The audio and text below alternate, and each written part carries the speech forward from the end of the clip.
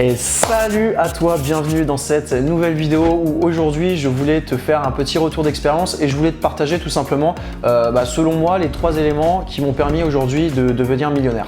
Donc avant de commencer cette vidéo, n'oublie pas de t'abonner à la chaîne YouTube en cliquant sur s'abonner et à cliquer sur la cloche pour recevoir les notifications et puis on va voir tout ça maintenant. Let's go!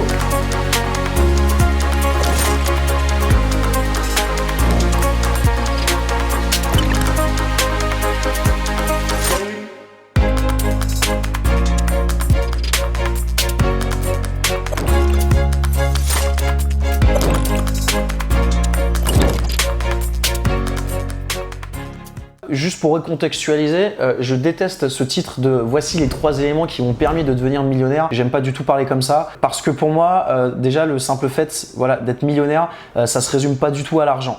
Faut bien comprendre une chose, lorsqu'on s'est lancé nous dans le business, bien évidemment c'était par opportunité de business, c'était pour faire de l'argent parce que moi j'étais encore étudiant, que j'avais pas une thune, que le 12 du mois j'étais obligé de bouffer du pain et ça commençait à me casser les couilles. Puis j'avais toujours eu envie d'entreprendre. Mais du coup, si vous voulez, quand je me suis lancé au début, c'était vraiment par opportunité de business et pour faire de l'argent.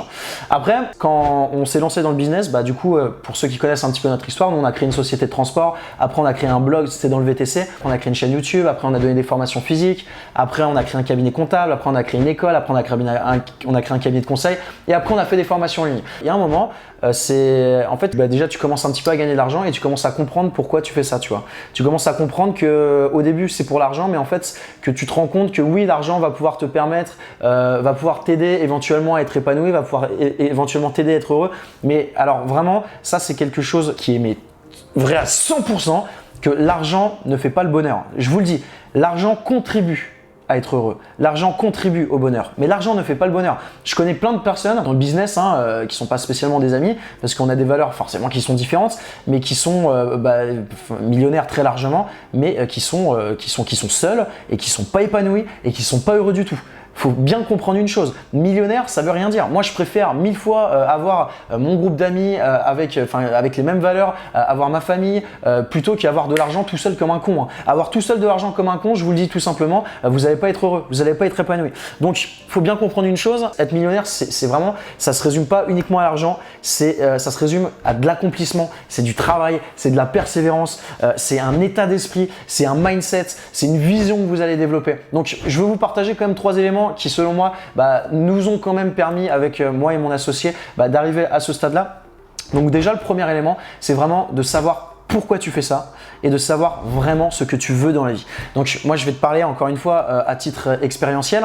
Si tu veux, au début je me suis lancé, c'était pour faire de l'oseille, clairement. Voilà, c'était pour faire de l'argent. Voilà. Sauf que quand je me suis lancé dans le VTC, je savais pas sur quoi j'allais tomber. En fait, il faut savoir que les VTC, c'est des personnes, donc du coup la plupart, 90% presque, sont issus de l'immigration, sont issus de milieux ultra précaires, sont issus des banlieues, ont un nom à consonance étrangère, ont une origine différente, n'ont pas d'expérience, n'ont pas de CV. Donc du coup, ce qui s'est passé pour eux depuis quasiment toute leur vie, c'est qu'on vit dans un merveilleux pays qui s'appelle la France et qui prône liberté, égalité, fraternité. Je peux te dire que moi, j'ai vraiment déchanté quand j'ai travaillé avec ces personnes-là. Parce que quand j'ai travaillé avec ces personnes-là, cette typologie de personnes donc, qui voulaient devenir VTC, j'ai compris pourquoi elles voulaient devenir VTC. Parce que en fait, devenir VTC, tout le monde peut le faire. Tu passes juste un pauvre examen, c'est super compliqué. Tu as une voiture, tu la prends en location, tu travailles chez Uber et du coup, forcément, tu gagnes de l'argent. Donc tout le monde peut le faire. Et en fait, pourquoi? Je me suis posé cette question, mais pourquoi en fait il y a beaucoup de personnes qui viennent de ces milieux-là, de milieux très précaires, de l'immigration? Mais pourquoi une majorité font du VTC? Et en fait, j'ai bien compris. Tout simplement parce qu'on vit dans un pays liberté, égalité, fraternité, rien du tout. On vit dans un pays qui est encore ultra raciste, où la discrimination socio-professionnelle est encore mais d'actualité, mais énormément d'actualité. Et ça, c'est quelque chose, si vous voulez, ça m'a profondément choqué, ça m'a profondément sensibilisé, parce que quand j'avais les mecs en face de moi, ou quand j'avais des couples, ou quand j'avais un homme ou une femme en face de moi qui m'expliquaient un petit peu leur histoire, qui me racontaient que pendant des années et des années, ils ont été mis sur le banc de la société parce que personne ne leur a jamais fait confiance, personne ne leur a jamais donné une chance de s'intégrer dans la société et que forcément, ils avaient dû se lancer dans le VTC. Du coup, c'était un petit peu la dernière première chance et que les applications l'ont bien compris, comme Uber et compagnie, et les démontent avec des courses de merde à 5 €, avec une commission à 25%. Et quand la personne elle est en face de toi, qu'elle te dit qu'elle n'a pas pu assister à la naissance de sa fille parce qu'elle doit subvenir aux besoins de sa famille, parce que depuis des années, elle n'a jamais été intégrée à la société et que pour une fois, quand elle arrive à travailler, elle se fait exploser, elle se fait maltraiter, elle se fait exploiter par des applications de merde qui profitent sur leur dos et qui simplement qui les considèrent comme des esclaves, parce que c'est de l'esclavage moderne. Je peux t'assurer que tu passes d'une personne qui veut faire du business, tu vois, tu passes d'une personne qui veut faire du business, qui veut faire de l'argent, à une personne où tu dis oh putain, là j'ai une vraie responsabilité. Et du coup, moi ça c'est une cause qui me tient à cœur et qui me touche particulièrement, notamment.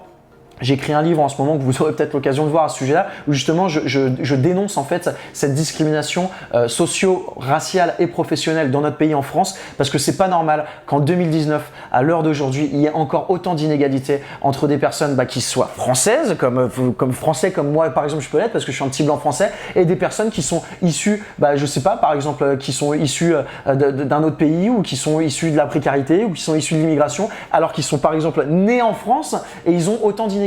Ils n'ont pas les mêmes chances que moi, mais c'est quoi ce bordel? C'est quoi ce délire? Je suis désolé, ça c'est inacceptable. Voilà, première chose, donc sur l'état d'esprit, ce qui a fait que je pense qu'on marche bien, c'est que les gens le voient, que je suis honnête, que je suis sincère dans ma démarche. Oui, je suis un businessman, oui, j'ai quelque chose à vendre, oui, je fais du business, mais derrière, il y a une cause, derrière, il y a un why, derrière, il y a un pourquoi. Quand je me lève le matin, je sais pourquoi je le fais. Je sais pourquoi je le fais, je sais pourquoi je peux les aider, je sais pourquoi j'impacte le monde et je sais pourquoi je pourrais continuer à impacter le monde. Et ça, il n'y a rien ni personne qui pourra juste impacter ma volonté de vouloir aider ces personnes-là quand le gouvernement n'a jamais réussi à faire quoi que ce soit pour les intégrer. Donc ça, c'est vraiment important de vraiment, première chose, de savoir pourquoi vous le faites. De savoir pourquoi vous le faites et vraiment de savoir ce que vous voulez vraiment dans la vie. Moi, je sais ce que je veux dans la vie. Je sais pourquoi je fais tout ça. Je sais pourquoi je suis en train de tourner cette vidéo. Je peux vous en parler brièvement. Aujourd'hui, je veux lancer un maximum de business.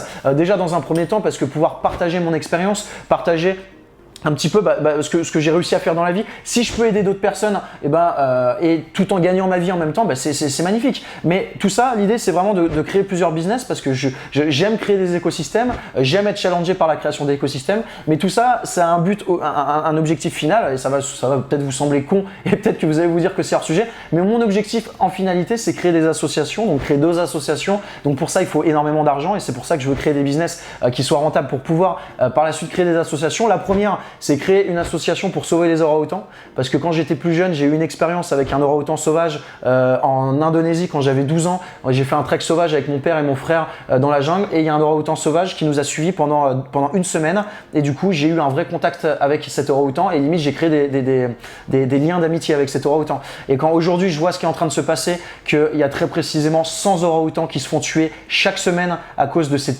putain d'huile de palme et à cause de ces putains de pots de Nutella, c'est un truc qui me révolte. Voilà, tout simplement. Et du coup, j'ai envie de faire quelque chose et j'ai envie encore une fois de laisser ma patte dans ce monde-là. Et la deuxième association, donc humanitaire, c'est aider tout simplement des enfants en Afrique qui n'ont pas accès à l'éducation, qui n'ont pas accès à la santé, etc. Et c'est pouvoir simplement, je veux dire, on gagne de l'argent.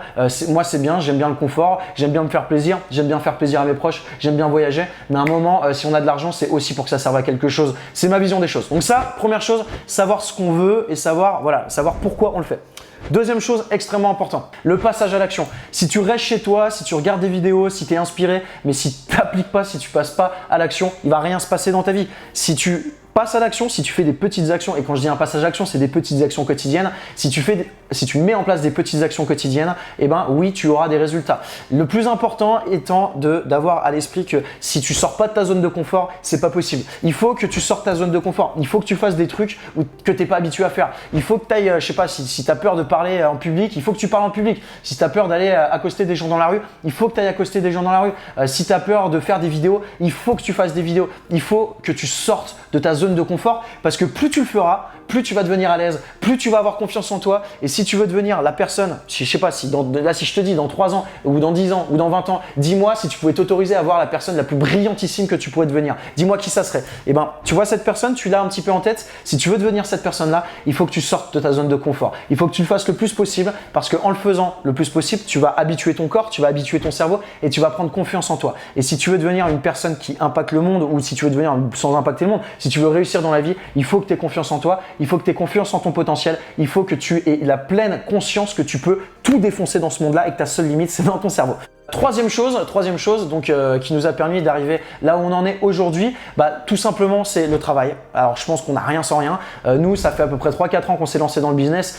Aujourd'hui, on a créé tout un écosystème, on a plus de 70 personnes qui travaillent pour nous, on génère plus de 4 millions d'euros de chiffre d'affaires par an. Voilà, Rome, c'est pas fait en un jour. On a charbonné comme des gros charbonneurs. Enfin, sans mauvais jeu de mots, on a charbonné comme des Chinois les premières années. On a beaucoup travaillé. Maintenant, aujourd'hui, on a des équipes, on a des directeurs généraux, on a des managers, voilà, tout l'écosystème est en place, ce qui nécessite moins de travail. On travaille encore beaucoup, mais c'est moins de l'opérationnel. C'est-à-dire que maintenant, on sait comment travailler, on travaille intelligemment. Maintenant, on fait des réunions de travail, on met en place le plan d'action et on a des personnes qui font l'opérationnel pour nous. Nous, juste aujourd'hui, on réfléchit à la stratégie, on crée des nouvelles sociétés, on rachète de nouvelles sociétés et c'est comme ça qu'on développe notre empire. Donc ça, c'est très important. Le travail, la persévérance. Si tu n'es pas persévérant, c'est mort. Donc attention à pas confondre persévérance et obstination. Si tu t'obstines sur un projet de merde ou par exemple si tu as une offre qui est à chier, arrête de t'obstiner, tu vois, demande l'avis à ton audience, demande l'avis à des proches, voir si tu n'es peut-être pas en train de t'obstiner. Mais par contre, il faut être persévérant. Pourquoi être persévérant? Parce que quand tu te lances dans le business, faut pas croire que ça va être facile direct. Ça va pas être facile direct. Tu vas te galérer, mon gars. Tu vas te planter, tu vas te casser la gueule, mais juste, tu vas te relever. Dis-toi un truc, l'échec ça n'existe pas. L'échec c'est une expérience. L'échec c'est apprendre pour mieux échouer. Tu vas échouer, super. Mais comme ça, le jour où tu vas réussir, crois-moi que vraiment tu seras fier de toi. L'échec c'est vraiment dans ta tête. L'échec est un diplôme. Tu apprends à mieux échouer. C'est normal d'échouer, mais pourtant, il faut être persévérant. Si tu es persévérant, si tu crois en toi, tu n'as approximativement aucun souci à te faire. Donc, travail, persévérance et enfin, le dernier conseil que je peux te donner, c'est tout simplement les rencontres. Nous, ce qui nous a fait passer à ce niveau-là aujourd'hui, c'est tout simplement parce qu'on est allé à des séminaires, on a intégré un mastermind, donc c'est un groupe d'entrepreneurs où on se voit 4 fois dans l'année pendant 3 jours, on va à des immersions, on fait des networking, on essaie de se voir avec d'autres entrepreneurs, avec d'autres personnes inspirantes. En fait, l'idée, si tu veux, si aujourd'hui tu es seul, si tu veux et que tu as des croyances limitantes et que tu dis que tu peux pas y arriver ou que tu as le syndrome de l'imposteur, et le fait d'aller rencontrer d'autres personnes qui sont peut-être un peu plus avancées que toi dans le business, ça va pouvoir te donner confiance en toi, ça va pouvoir te rassurer, ça va pouvoir te faire prendre conscience que toi aussi tu peux réussir, que toi aussi tu mérites de réussir. Aujourd'hui, il faut bien comprendre une chose, c'est pas les plus intelligents qui réussissent, c'est pas les plus riches qui réussissent, c'est pas ceux qui ont le plus de facilité au début qui réussissent. Tout le monde peut réussir. On est tous égalitaires. Alors il y en a oui qui vont avoir un peu plus de facilité à leur début, mais on est tous sur un pied d'égalité et on a tous cette opportunité de réussir. Donc voilà, j'espère que cette vidéo t'a plu. Encore une fois, j'aime pas trop ce titre de que 3 trucs pour devenir millionnaire ou je sais même plus ce que c'était. C'est vraiment juste, en fait, c'est des conseils. En fait, les conseils que je te donne, c'est des conseils pour que tu deviennes une plus belle personne, des conseils pour que tu deviennes épanoui personnellement, pour que tu deviennes épanoui professionnellement et tout simplement pour que tu deviennes heureux et que tu aies un but dans la vie. C'est tout. Ça, c'est des conseils. Et en fait, la richesse, c'est subjectif. C'est ce que je disais au début. La richesse, c'est pas forcément de l'argent. Moi, ce que je recherche pas aujourd'hui plus d'argent. Je recherche une richesse personnelle. Je recherche une richesse, en fait, en moi-même. Je recherche autre chose que de l'argent financièrement parlant. Il y a vraiment beaucoup plus. Après, bien évidemment, l'argent est un moyen pour atteindre ses objectifs, mais ça n'est pas une finalité, retenez-le. Et si vous êtes tout seul comme un con avec 1 milliard, croyez-moi, vous n'allez pas être heureux, c'est pas la voie du bonheur. Voilà, si cette vidéo t'a plu, tu peux mettre un pouce bleu. Si tu as des questions, tu peux les poser en commentaire. Et si tu souhaites que je t'envoie une formation où justement je t'ai expliqué le cheminement pour arriver où j'en suis à une société à plusieurs millions d'euros de chiffre d'affaires, tu cliques sur le lien dans la description ou sur la vignette qui arrive à l'écran. Tu vas directement recevoir ça dans ta boîte email. J'espère que cette vidéo t'a plu. Moi, je te dis à bientôt. Salut, ciao!